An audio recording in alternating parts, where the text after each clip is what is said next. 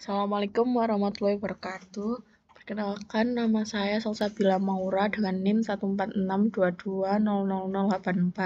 Di sini saya akan mempresentasikan tugas saya. Yang pertama ada analisis kebutuhan konstan yang diperlukan. Tabel harus memiliki sebuah primary key yang unik untuk mengidentifikasi setiap baris data.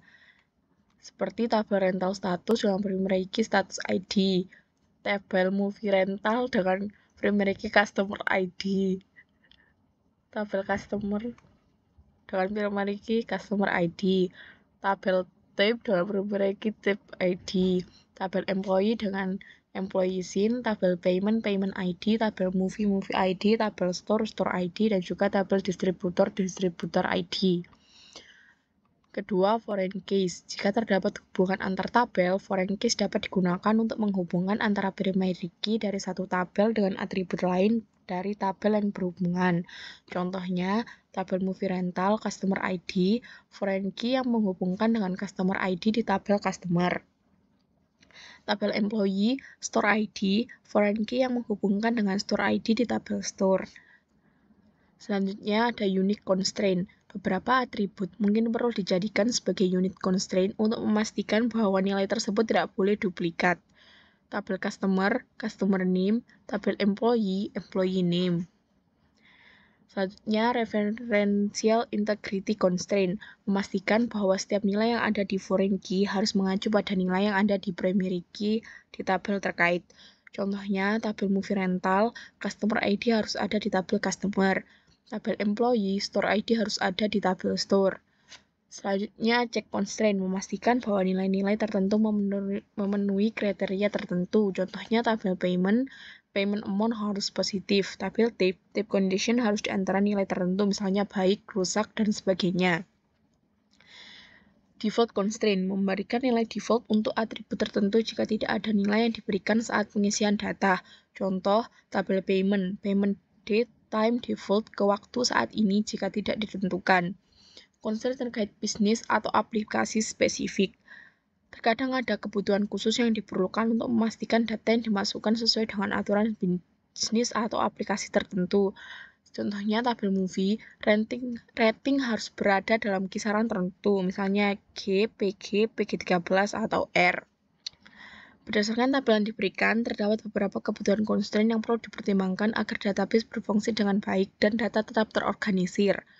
Nomor 2, buatlah konseptual skema sesuai hasil analisis kebutuhan constraint dengan menggunakan data modeler.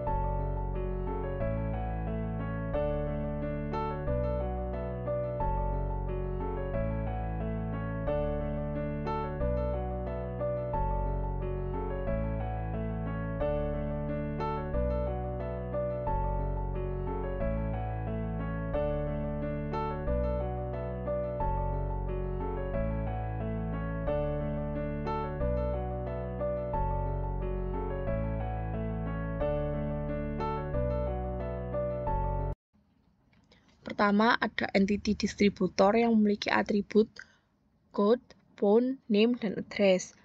Distributor mensuplai ke movie rental yang memiliki atribut store name, code, address, dan phone.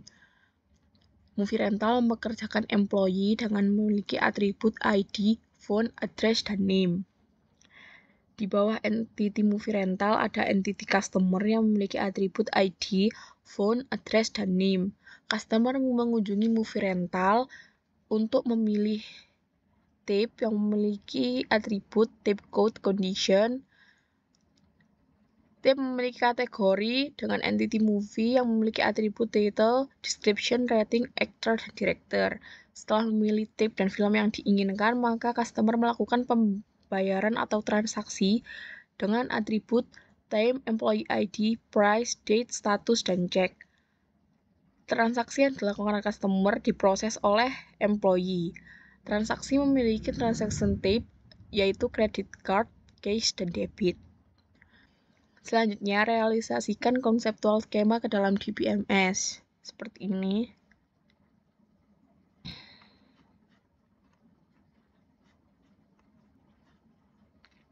Nomor 4, lakukan analisis kebutuhan dan decision constraint berdasarkan hasil dari poin E di atas dengan menggunakan Moscow dan FURBS+. Pertama, Moscow ada must have. Sistem harus dapat melacak inventory film yang tersedia untuk disewakan, termasuk judul, genre, stok, dan detail lainnya. Sistem harus dapat mengelola proses peminjaman, pengembalian, dan perpanjangan masa sewa film.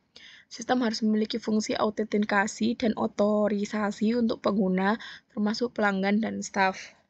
Selanjutnya ada should have.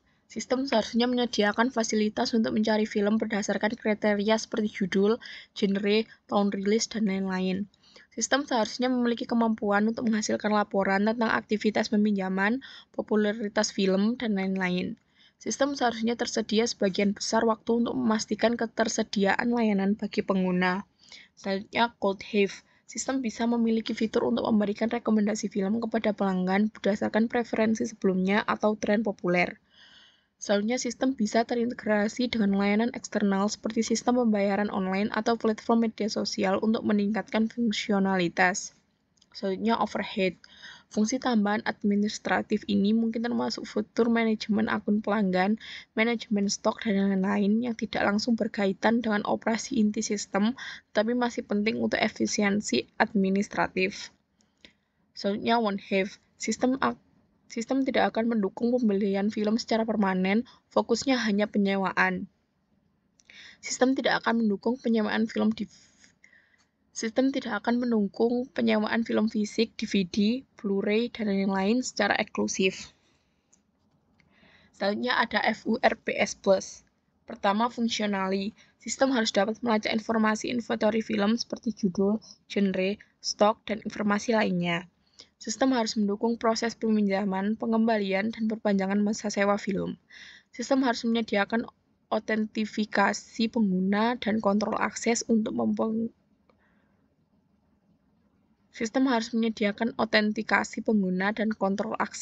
pengguna terdaftar.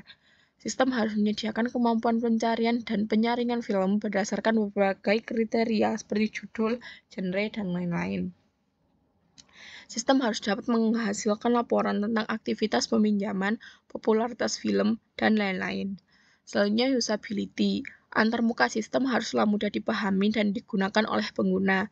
Sistem harus mendukung berbagai bahasa untuk meningkatkan aksesibilitas global. Sistem harus dapat diakses melalui berbagai platform seperti web, mobile, dan lain-lain. Selanjutnya, reliability. Sistem harus tersedia sebagian besar waktu untuk memastikan pengguna dapat mengakses layanan kapanpun dan diperlukan. Sistem harus dirancang untuk mengatasi kegagalan sistem seperti pemadaman listrik atau kerusakan perangkat keras. Selanjutnya, performance. Sistem harus merespon dengan cepat terhadap permintaan pengguna seperti pencarian atau peminjaman film. Sistem harus dapat menangani peningkatan jumlah pengguna dan volume transaksi tanpa mengalami penurunan kinerja yang signifikan. Selanjutnya, supportability. Sistem harus dilengkapi dengan dokumentasi yang lengkap untuk memudahkan penggunaan, pengembangan, dan pemeliharaan. Dukungan teknis harus tersedia untuk membantu pengguna dalam mengatasi masalah atau pertanyaan terkait sistem. Plus faktor keamanan. Sistem harus memprioritaskan keamanan data pengguna dan transaksi. Kesesuaian hukum. Sistem harus mematuhi regulasi dan kebijakan hukum yang berlaku terkait privasi data dan bisnis perusahaan. Lakukan desain arsitektur berdasarkan hasil analisis kebutuhan poin D. Di sini terdapat 4 tabel, yaitu tabel customer, movie rental, employee, dan pembayaran. Dimulai dari tabel customer melihat katalog, lalu mengunjungi store dan memilih film. Jika ada yang cocok, customer akan melanjutkan ke konfirmasi, tapi jika tidak, proses akan selesai. Jika customer melanjutkan ke konfirmasi, employee akan membantu untuk mengkonfirmasi, lalu customer melakukan pembayaran dan transaksi selesai.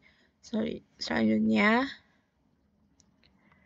di tabel selanjutnya, customer terhubung di rental status, movie rental, tip, movie, store, payment, dan payment method. Sementara employee hanya membantu di rental status, movie rental, dan juga payment method. Sekian dari saya.